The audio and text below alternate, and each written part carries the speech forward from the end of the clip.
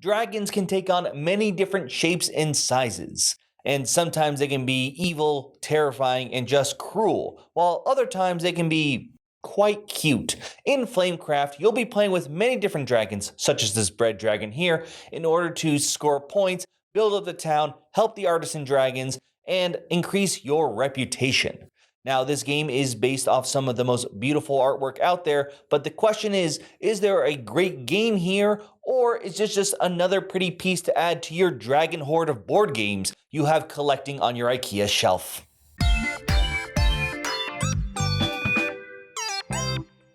So what you can see here is the board zoomed out. As you can see, it takes a lot of real estate. There is a nice long big map where you'll be placing pieces, shops, dragons, as well as moving around this town trying to accumulate points. This is your tracker here. You'll be moving up here as you score points. The way the game works is you'll move your little dragon piece, moving around to different shops until either the enchantment deck or the dragon artisan deck runs out. Then there is some other end game stuff, and then you'll see who has the most points. But now let's zoom in a little bit so I can actually show off a bit more closer up where you can see and understand how the game actually plays. So we've zoomed in a bit so you can see things a little bit better. These are shops that you'll be visiting. These are the artisan dragons, and these cute little pieces are your play pieces. By the way, what I'm showing off is mostly going to be for the normal version. There are a couple Kickstarter exclusive stuff that I'm going to get to in a little bit, but if you're just curious what the retail version has, you should be safe with everything I'm showing you. Now, on your turn, you're going to move your dragon piece to a new shop. If it's already at one, it can't go there. If no one is there, place your piece, you're good. To visit a place where someone is already at, you're going to have to give them one of the resources you have. There are 6 different resources throughout the game that you will have the chance to collect. Speaking of, why don't we actually get to that? When you visit a location, so let's return to this one for now, you will have the option to either gather or enchant. Now, gathering is what you're going to do more often. First, you're going to get a number of resources equal to all the symbols showing in this sort of shield symbol. Right now, that's 2 meat resources, but if there were more dragons there, so let's say we had these 2 dragons here, we would get a total of 3 meat plus a steel resource. So that can be pretty good if it builds up. After gaining your resources, if any of those spots are empty and you have artisan dragons, you can play one to one of the spots that has a matching symbol. So for example, here, you can only play a dragon of the steel type. Here, it can be steel or meat. So we can place this card here. You get the printed benefits, which are usually going to be coins, which are a wild resource and give you points at the end of the game. Or this symbol refers to fancy dragons. You see, there are a variety of fancy dragons throughout the game. There are moon ones, which will score you points at the end of the game, or sun ones, which you can trigger on your turn if you meet their conditions in order to get some more victory points. This is one of the major ways you're going to score points throughout the game. After you place a dragon, you will then have the option to activate any dragon at that location. Remember the 6 resources I mentioned before? These are goods. There is the potion, meat, the bread, the iron, diamonds, and leaves. Those aren't the official names. They use these symbols, but that's what I'm going to call them. Now, each dragon also pertains to one of those resources, and those dragons will share an ability. For example, the meat dragons here allow you to place another dragon in any location in town, not just this shop, meaning that's another way for you to play more dragons. Maybe you need them for some of your fancy dragon bonuses, but also a great way for you to gain more bonuses depending on where you place the card. Finally, you may notice that this shop has some printed text here while this one does not. This is one of the basic starting shops. You will unlock these shops whenever you fill up a shop. You'll be able to flip up a new location up to 12 locations, including the 6 starter ones. If your location has a printed ability, you may now choose to activate it. Now, instead of playing the resources or getting the dragons that I showed off before, you may choose an enchant. Earlier in the lineup, you may have seen these enchantment cards. These are cards that you can use to usually gain quite a bit of victory points. Instead of doing the gather action and all the stuff I mentioned before, you will spend the resources on the card. Most of them have a fixed cost. However, some of them may give you variable rewards depending on how much you pay. So initially, if you just pay 1 leaf and diamond here, you get 0. But if you pay more, you'll get more points. And then you will attach it to the shop you're at. Keep in mind, it has to match the shop, so only meat enchantments can go on here. But next time you visit here, so if these dragons were not here, going here will give you 1, 2, 3 meat resources.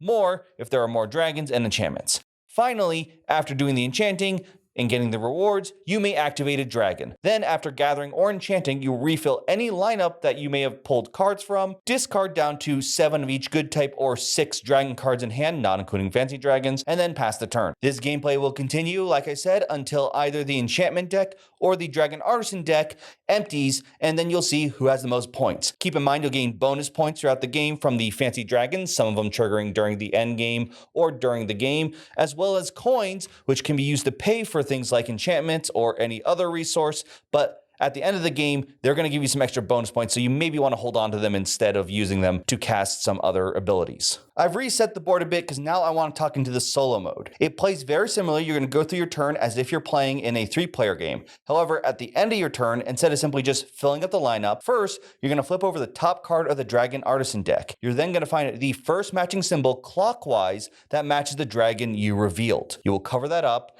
then add the pawn matching that dragon color to that field. So in this case, the Iron Dragon has an iron pawn. You'll move it there. So if you ever wanted to visit that location again and the pawn's there, you're going to have to pay a resource to the bank. Then if there is an enchantment in the lineup that matches the dragon that covered up a location, you're going to play it to a location, simulating players adding cards to locations, but also depriving you of possibly casting that enchantment to gain those victory points. This will continue similarly until one of the decks runs out. Then you're going to compare your points to a simple chart. If you're able to score over 75 points, as well as complete certain achievements, you're going to be able to unlock new cards. You see, the solo mode has a different setup and only uses certain cards, but by completing these and scoring enough, your next solo modes will be able to be a little bit stronger until eventually you get that Master of Flame rank.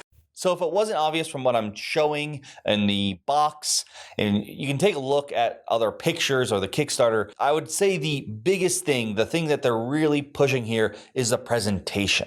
Not just in the game components. What I'm showing off is not even the deluxe stuff. With outside of the basic pieces for resources, I really like the wooden dragon meeples and hearts, and of course the art.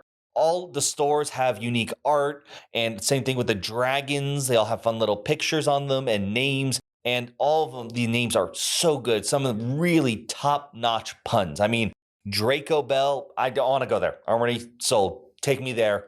I mean, I want to go to a village with dragons too, but I mean, come on, Draco Bell. I mean, it's so fun just to read all these and see them all the time. It's just quite enjoyable there. It's very pleasing to the eyes.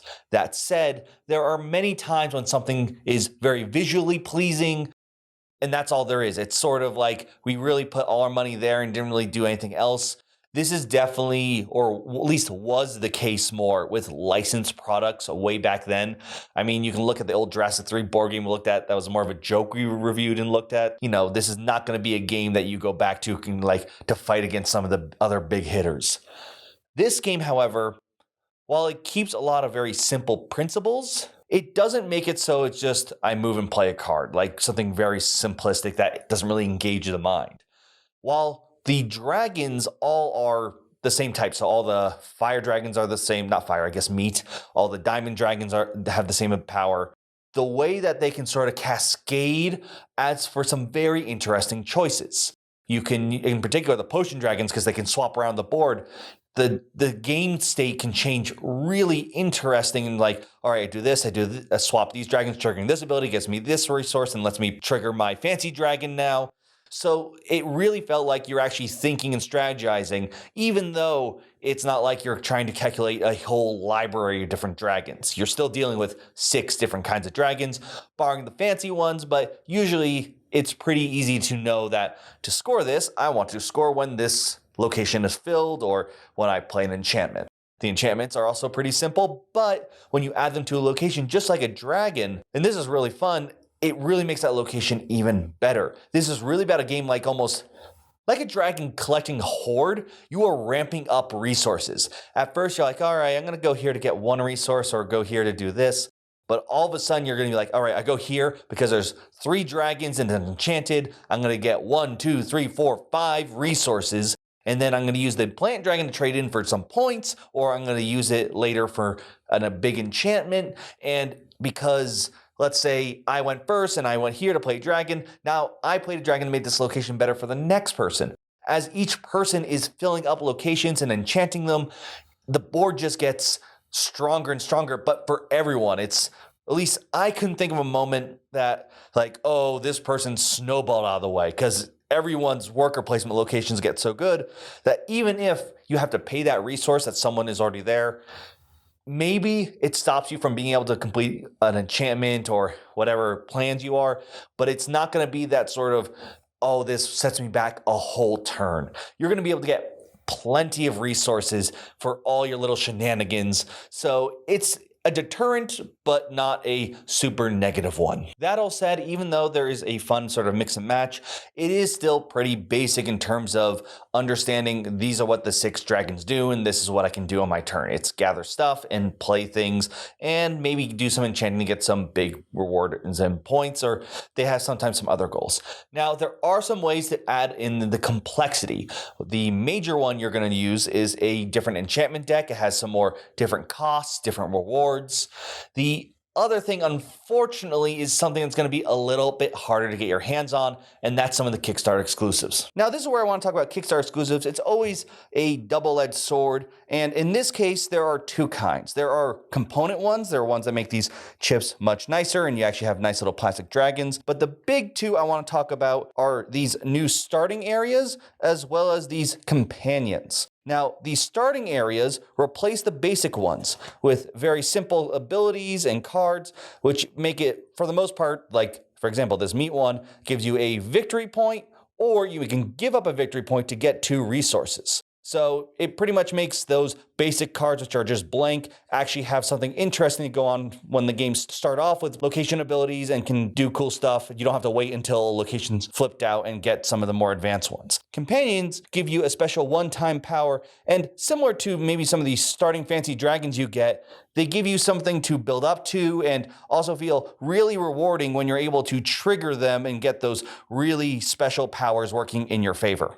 I really wish that these were either considered to be base components, or maybe they would be said that, yes, we're going to release these as an expansion. They really add a bit more depth and complexity that I enjoy. In particular, the starting cards. I don't like that half the game starts with nothing. So when you visit there to do stuff, I mean, yes, you need to ramp up in power, but having a little bit of even a weak shop location power is pretty nice. I really like those because they're still useful in the end game. It's not going to break the bank, but it's sort of nice to be like, oh, I really need to get that 2 plant. I'll go there because I can get some other resources, or just get that victory point.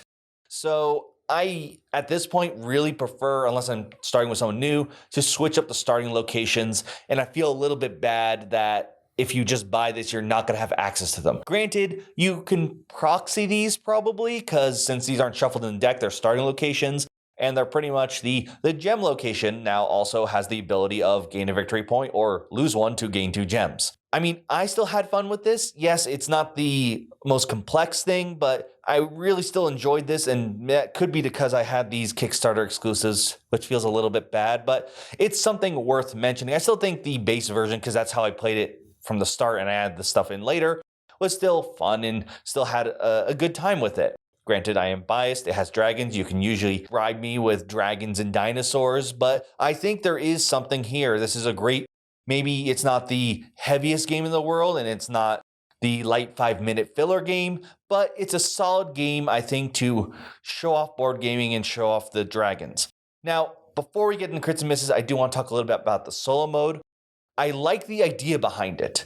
It has this achievement system that has you swap out cards, and in essence, you're not going to get the best score right away, or probably not, but you can sort of edge your bets by, okay, I've added in the victory cards that give you more points, or the better locations, by completing certain objectives. So it gives you something it gives you progression, sort of like leveling up in an RPG. The thing I don't like as much is how the enchantment works. As I explained, pretty much you flip out a dragon and then it's going to move the piece there and then play an enchantment that matches the dragon type. So sometimes you could sort of randomly just lose it. Yes, in the regular game, someone can cast your enchantment that you're building for, but you can sort of see that coming. There's no hidden information in terms of resources. So for you to just lose that so simple was a little bit annoying. There is a way to reserve enchantments, I think, with some cards, but that's not a guarantee. So that was my big gripe with the solo mode, but I like the idea of the achievement system, and I could totally see like if like a solo expansion that has a lot more achievements and cards for you to unlock, almost legacy style. It's a really cool idea, at least for me, and the game is simple and quick enough that I wouldn't be too turned off by playing these games back to back in a sort of solo campaign. I guess similar to the Lighthouse for the Empires of the North that I reviewed earlier. Whether you're going in this solo or you're planning to play this with a group, this is going to be extremely visually pleasing, but I can at least say that it was also one that wanted to hit the table again, not just because people wanted to look at the game, but because they wanted to play it. Crits and misses for Flamecraft. Crits. The art and presentation of this game are beautiful, even in the normal version. I love the art on each shop, and the names of everything are also on point. It really does a great job getting people excited to just see and play with the components, and honestly, probably want to live in a town just like this. While there are many of different names and arts of dragons, for the most part they are pretty simple cards. Yet, their abilities are just right that even though you're technically just playing with a deck of multiple copies of 6 cards, the way that they interact with each other as well as some of the location powers create enough dynamic decisions that, for at the very least, I felt engaged while not having to learn some very complex rules. This, combined with the simple art, I believe makes for an engaging but welcoming game for both newcomers and veterans in the board game world.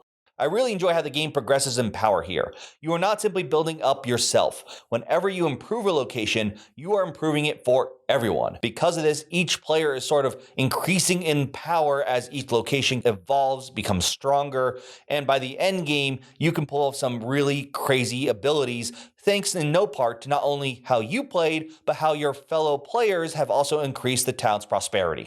Misses. The game is fun, but it's simple enough where I can see it being a bit boring for those who are more experienced in tabletop gaming. There are some ways included in the base retail version for you to increase the complexity, but unfortunately, some of the better ways are in Kickstarter exclusives. If you can find a way to proxy these, or if by the time you're watching this there's an expansion including these, I highly recommend them if you are looking for maybe a bit more to add to the game. When it comes to the single player, I enjoyed it for the most part.